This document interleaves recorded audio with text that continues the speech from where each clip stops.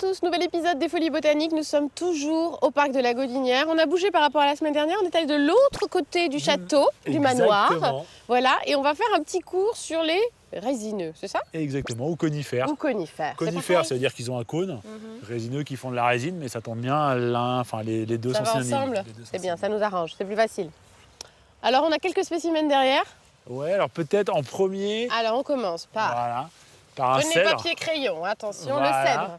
Parce qu'on était l'autre fois, les palmiers étaient de l'autre côté, et l'autre arbre de prestige quand on fait un manoir, un château, c'est de mettre un cèdre, parce qu'avec ses grosses branches comme ça montre à Chaumont-sur-Loire, on a des magnifiques. Enfin bref, on aimait bien mettre pas trop loin de sa demeure pour impressionner un peu le visiteur qui arrivait par la grande allée, un cèdre. C'est vrai que ça envoie quand même. Ça montre qu'on n'est pas n'importe qui, quoi. Impressionnant. Et donc ce cèdre, on le voit à sa couleur vert foncé, on pourrait dire. Je suis daltonien, je ne sais pas bien comment on dit, mais vert. Ouais, il est vert cèdre, moi je dirais. Pas bleu, il est quoi. vert cèdre. Voilà, vert cèdre. C'est un cèdre du Liban. Comme sur le drapeau. Exactement, le seul drapeau au monde avec celui du Canada qui comporte une plante. Le Canada étant l'érable, n'est-ce pas? C'est ça, voilà. Formidable. On voit la feuille et là on voit l'arbre en entier. Alors, ce qui est assez épatant, c'est qu'ils en ont fait un symbole au Liban. Et en tout et pour tout, dans tout le Liban, des cèdres centenaires, des vrais cèdres, enfin même millénaires, il en reste, si on les mettait tous ensemble, même pas un carré de 5 km par 5 km. C'est un peu usurpé alors? Ah non, c'est parce que c'est juste ce qui reste. C'est ce qui reste, voilà. C'est pas usurpé, c'est que par contre on a vraiment, non pas déconné, mais enfin en tous les cas on a bien abîmé ce qui existait. Ouais. Après si tu regardes, et c'est pas quelqu'un avec une culture comme toi que je vais l'apprendre, n'est-ce pas? Vas-y. Tu regardes Gilgamesh, tu connais l'épopée de Gilgamesh. Et Gilgamesh, il veut montrer qu'il est plus fort que les dieux. Ouais. Et la première chose qu'il fait, 2000 ans avant la Bible, il dit ouais, pour montrer que je suis un dur, je vais aller tuer Umbaba, le dieu des cèdres. Et donc je vais d'abord raser la colline de cèdres, après je tue le dieu et après je reviens. Avec son copain Enkidu. Et donc il y va, il détruit toute la forêt de cèdres, il tue le dieu et il était immortel. Et c'est comme ça qu'il devient mortel, parce que les dieux ça les vexe un peu et donc ils le rendent mortel. Mais bref, le premier écrit qu'on ait 2000 ans avant la Bible, il parle déjà du cèdre, donc ça montre qu'il était important. Il dit déjà que l'homme, il aime bien détruire les arbres, c'est quand même assez épatant. Mais il dit que les dieux, ça leur fait pas trop plaisir quand même et qu'après, ça se passe mal pour nous. D'accord, donc on va avoir un petit retour de karma un jour. Exactement, tu vois, en attend un. Et c'est marrant, c'est que cet arbre, il est tellement emblématique qu'en France, il est arrivé bien avant.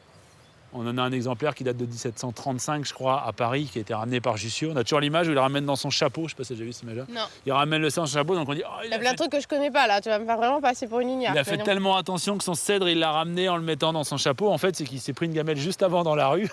Et il l'a remis dans son chapeau pour arriver au jardin. Bref, il est encore vivant. On fait beaucoup de digressions, tu sais qu'on est là pour apprendre la différence entre les Justement, résineux quand même. Il est arrivé, il est toujours, si tu veux bien le reconnaître, il est à l'entrée du Jardin des Plantes à Paris, à côté du Muséum d'histoire naturelle, à côté de la Grande Galerie de l'Évolution. Donc il y a toujours ce cèdre du Liban, on retient bien la couleur vert foncé, oui, on va dire. Je retiens. Et derrière, un qui est arrivé 100 ans après en France, alors qu'il vient de bien plus près, c'est celui qui est derrière. Ah, là-bas derrière. Puisqu'il était à quelques hectomètres, et même il était sur le territoire français de l'époque, on peut dire, c'est un arbre marocain. Donc ça, c'est un cèdre quand même, mais du Maroc. Voilà, exactement. C'est pas la même couleur, c'est plus grisé. Voilà, bleuté. En botanique, ce bleu sur le vert, on appelle ça glauque. On a dit c'est du vert glauque. Oui. Ouais. Il y a plein de plantes comme ça qui ont cette couleur, et du coup on appelle toujours ça du vert glauque. Marrant comme nom. Ouais. Et on voit le cèdre de l'Atlas, il n'a pas la même forme, donc il a la couleur qui diffère. Et puis il a cette forme qui est plus pyramidale par rapport au cèdre de l'Atlas qui va étaler ses branches, compris en bas, ouais. Voilà, c'est ça. Ses branches vont être plus à l'horizontale. On dit que là, on a une forme presque conique sur le cèdre de l'Atlas. Et il en reste un troisième, enfin deux autres. Il y en a un à Chypre, le cèdre de Chypre, et puis il y en a un sur l'Himalaya, le cèdre de l'Himalaya. Voilà.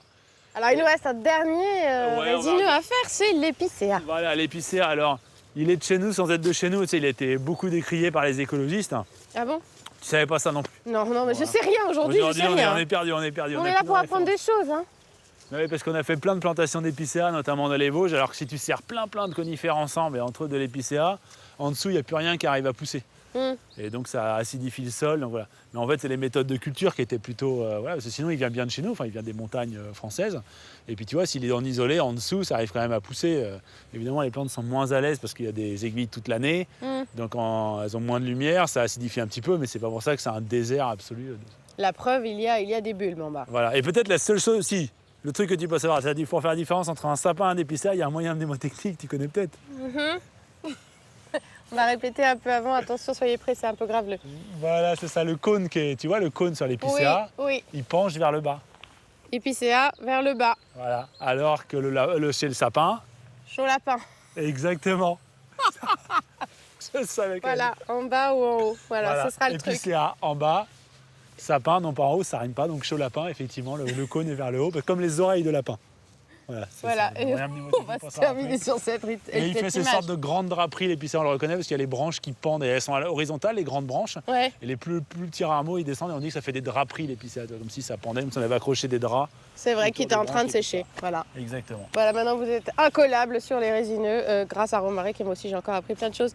Merci et à la semaine prochaine. À la semaine prochaine, on va Pour peut-être de nouveaux enseignements. On descend cette fois. à faire une 50aine de mètres. On descend.